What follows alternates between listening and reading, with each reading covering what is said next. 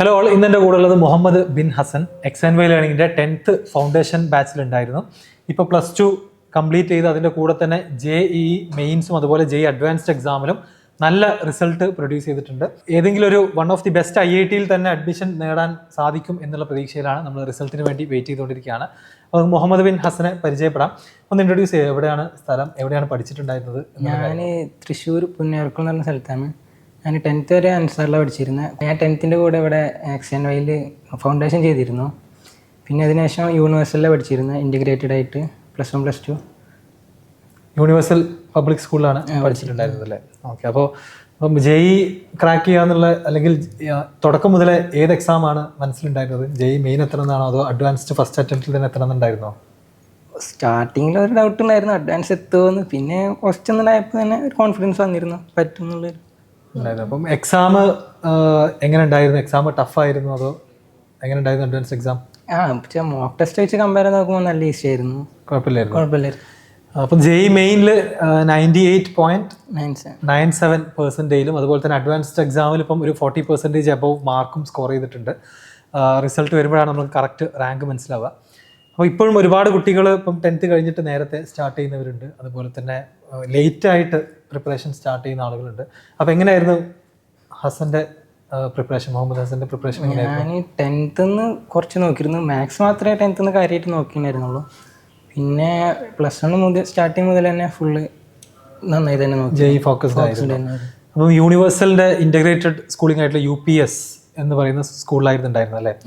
അപ്പോൾ അത് ശരിക്കും പറഞ്ഞു കഴിഞ്ഞാൽ ഹെൽപ്ഫുൾ ആണോ? അതായത് JEE പ്രിപ്പറേഷന് ഹെൽപ്ഫുൾ ആണോ? നമ്മൾ നോർമലി ഒരാൾ സ്കൂളിൽ പോകുന്നു, അതിന് അഡീഷണലായിട്ട് കോച്ചിങ് എടുക്കുന്നതും ഈ ഇൻ്റഗ്രേറ്റഡ് സ്കൂളും തമ്മിലുള്ള ഡിഫറൻസ് എന്താണ്?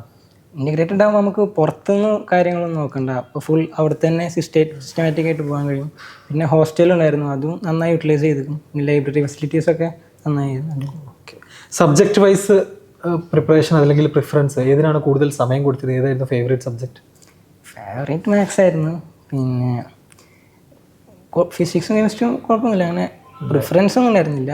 ഓൾമോസ്റ്റ് എല്ലാം ഏതിലാണ് ഫൈനലി, ഏതിലാണ് ഇപ്പോൾ മെയിൻസിലാണെങ്കിലും അതുപോലെ തന്നെ അഡ്വാൻസ്ഡ് ആണെങ്കിലും ഏതിലാണ് കൂടുതൽ സ്കോർ ചെയ്യാൻ പറ്റിയത്? സ്കോർ വന്ന് കെമിസ്ട്രിയിലാണ്. കെമിസ്ട്രി തന്നെയാണ് ചെയ്യാൻ പറ്റുള്ളത്. അപ്പോൾ യൂഷ്വലി എല്ലാ കുട്ടികൾക്കും കുട്ടികളോട് പറഞ്ഞു കൊടുക്കുന്ന ഒരു കാര്യമാണ്, കെമിസ്ട്രി തന്നെ ആയിരിക്കും അൾട്ടിമേറ്റ്ലി നമുക്ക് ഏറ്റവും കൂടുതൽ മാർക്ക് സ്കോർ ചെയ്യാൻ പറ്റുക. ഫിസിക്സും മാത്സും അതിൻ്റെ കൂടെ തന്നെ വേണം എന്നുള്ളതാണല്ലേ. അപ്പോൾ 10th എക്സ് ആൻഡ് വൈ ലേണിങ്ങിൻ്റെ ഫൗണ്ടേഷൻ കോഴ്സിലേക്ക് വരുന്നത്. ശരിക്കും അന്ന് ഫൗണ്ടേഷൻ കോഴ്സിലേക്ക് ജോയിൻ ചെയ്യണമെന്ന് ഇപ്പം 3 വർഷം മുന്നേ എടുക്കാനുള്ളൊരു ഡിസിഷൻ എന്തുകൊണ്ടായിരുന്നു? എന്തായാലും സാധാ ഒരു നോർമൽ പോലെ ഇനി ഫർദർ സ്റ്റഡീസിന് ഹെൽപ്ഫുൾ ആവില്ല എന്ന് തോന്നിയപ്പോൾ അവിടെ ബെറ്റർ ആക്കാൻ വേണ്ടിയിട്ടാണ് ജോയിൻ ചെയ്തത്. അപ്പം പാരൻസ് ആണോ അഡ്വൈസ് ചെയ്തത്? പാരൻസ് പറഞ്ഞിരുന്നു ചെയ്തത്. അപ്പം അന്ന് ആക്ച്വലി NTSC എന്ന് പറയുന്ന ഒരു എക്സാം ഈ ബാച്ചിന് ഉണ്ടായിരുന്നു, പക്ഷെ ഇവരെ എഴുതാൻ പ്രിപ്പറേഷൻ തുടങ്ങിയിട്ടുണ്ടായിരുന്നു. പ്രിപ്പയർ ചെയ്തു, എക്സാമിനോട് അടുത്ത സമയത്താണ് ആ എക്സാം ടെമ്പററിലി ക്യാൻസൽ ചെയ്തു എന്നുള്ളൊരു മെസ്സേജ് വന്നിട്ടുണ്ടായിരുന്നത്. പിന്നെ അത് നടന്നിട്ടില്ല. പിന്നെ കഴിഞ്ഞ 2 വർഷവും NTSC എക്സാം നടന്നിട്ടില്ല. അപ്പം ശരിക്കും ഫൗണ്ടേഷൻ കൊണ്ട് JEE പ്രിപ്പറേഷന് ഹെൽപ്ഫുൾ ആണോ? ഫൗണ്ടേഷൻ ഇപ്പോൾ ഫിസിക്സ് ഒക്കെ നമ്മൾ 9th പഠിക്കുന്ന കാര്യങ്ങൾ തന്നെയാണ് ഓൾമോസ്റ്റ് +1 സ്റ്റാർട്ടിങ്ങിൽ വരിക. അപ്പോൾ ആ ഉണ്ടാകുന്ന ഷിഫ്റ്റ് നമുക്ക് കുറച്ചുകൂടെ ബെറ്റർ ഹാൻഡിൽ ചെയ്യാൻ കഴിയും. അത് എത്രത്തോളം ഉണ്ട് ശരിക്കും? 10 കഴിഞ്ഞ് +1 ഈ ഒരു JEE ലെവൽ പഠിക്കുക എന്ന് പറയുമ്പോൾ സിലബസും അതിൻ്റെ ഒരു സൈസ് ഭയങ്കര. മാത്സും ഫിസിക്സും എനിക്ക് ഓക്കെ ആയിട്ട് തോന്നിയ. ഫിസിക്സിൽ 9th 10th അത്യാവശ്യം നന്നായി പഠിച്ചിരുന്നു.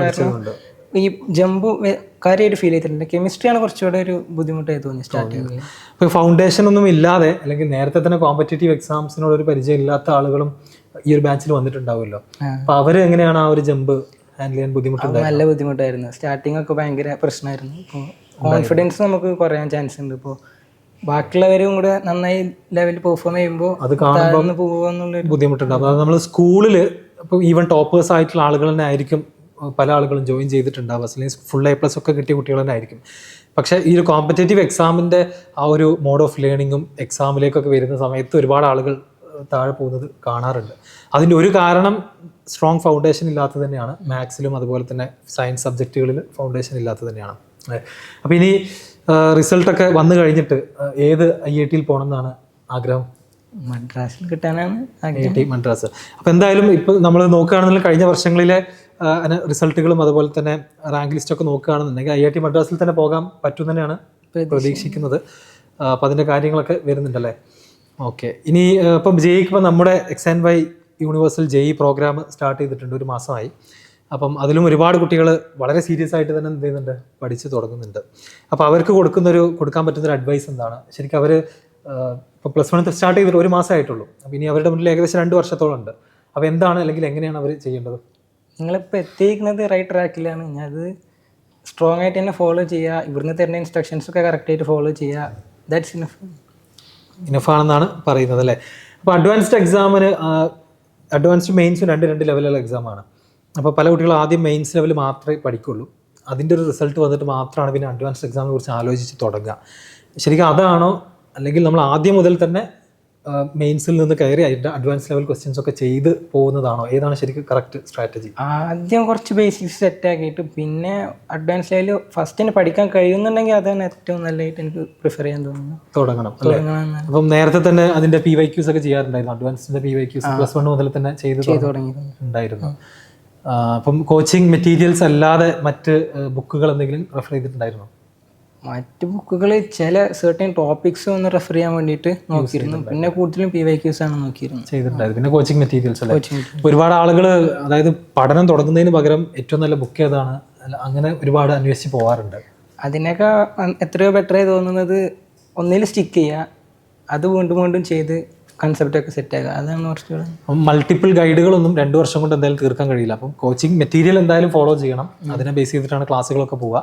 പിന്നെ ഏതെങ്കിലും ടോപ്പിക്കുകളിൽ ബുദ്ധിമുട്ടുണ്ടെങ്കിൽ മാത്രമല്ല, ഏതെങ്കിലും ചാപ്റ്റേഴ്സ് ബുദ്ധിമുട്ടുണ്ടെങ്കിൽ മാത്രം എക്സ്ട്രാ റെഫറൻസ് ചെയ്താൽ മതി. ഇത് തന്നെ തീർക്കാൻ ബുദ്ധിമുട്ടുണ്ടായിരുന്നു. അപ്പോൾ നമ്മളിപ്പോൾ ആവറേജ് ഇപ്പോൾ ലാസ്റ്റത്തെ ഒരു 6 മന്ത്സിലൊക്കെ ആവറേജ് എത്ര ഹവർ പഠിക്കാറുണ്ടായിരുന്നു ഡെയിലി? 13-14 hours എന്തായാലും പഠിച്ചു. 13 to 14 പഠിക്കുന്നത്. അപ്പം ഇനീഷ്യലി തുടക്കം മുതൽ ആ ഒരു റൂട്ട് ഹോസ്റ്റൽ സിസ്റ്റം കറക്റ്റായി ഫോളോ ചെയ്യുമ്പോൾ ആ ഒരു റൂട്ടീനിൽ തന്നെയാണ് പോയിരുന്നത്. ക്ലാസ്സുകളെല്ലാം കൂടി ആഡ് ചെയ്യുമ്പോൾ ടോട്ടൽ ഒരു 13 മണിക്കൂറോളം ഇതിനു വേണ്ടി തന്നെ മാറ്റി വെച്ചിട്ടുണ്ടായിരുന്നു. അപ്പോൾ ആ കൺസിസ്റ്റൻസി തന്നെയാണ് ഏറ്റവും ഇമ്പോർട്ടൻറ്റ്. ടൈം നമ്മൾ വേസ്റ്റ് ചെയ്തിട്ട് പിന്നെ റെഗുലേറ്റ് ചെയ്തിട്ട് കാര്യമില്ല. തുടക്കം മുതൽ തന്നെ കൺസിസ്റ്റൻ്റ് ആയിട്ട് പോവുക. അപ്പോൾ അതിൽ തുടക്കം മുതൽ തന്നെ ഇപ്പോൾ എല്ലാ എക്സാമിലും അല്ലെങ്കിൽ എല്ലാ സബ്ജക്റ്റിലും ടോപ്പ് റിസൾട്ട് ഉണ്ടാവാറുണ്ടായിരുന്നു. അവിടുത്തെ ഇൻസ്റ്റിറ്റ്യൂട്ടിൽ നടത്തുന്ന എക്സാം അത്യാവശ്യം കുഴപ്പമില്ലാത്ത കൺസിസ്റ്റൻ്റ് ആയിട്ട് തന്നെ പോകാൻ പറ്റിയിട്ടുണ്ടായിരുന്നു. Very good. അപ്പോൾ ഇത് തന്നെയാണ് ഇനി ഫ്യൂച്ചർ JEE ആസ്പിരൻസും ശ്രദ്ധിക്കേണ്ട കാര്യം. ടൈം വളരെ ഇമ്പോർട്ടൻ്റ് ആണ്. നിങ്ങളുടെ ടൈം ഏറ്റവും നന്നായിട്ട് മാനേജ് ചെയ്യുക. അത് കൺസിസ്റ്റൻ്റ് ആയിട്ട് 2 വർഷം കൊണ്ടുപോകുക അല്ലേ? ഫസ്റ്റ് ചാൻസിൽ IIT-യിലേക്ക് അഡ്മിഷൻ നേടുക എന്നുള്ളത് കേരളത്തിൽ ഒരു മെജോറിറ്റി ഓഫ് കുട്ടികൾക്കും ഈവൻ സ്വപ്നം പോലും കാണാൻ കഴിയാത്തൊരു കാര്യമാണ്. അപ്പോൾ അത് അച്ചീവ് ചെയ്തിട്ടുണ്ട്.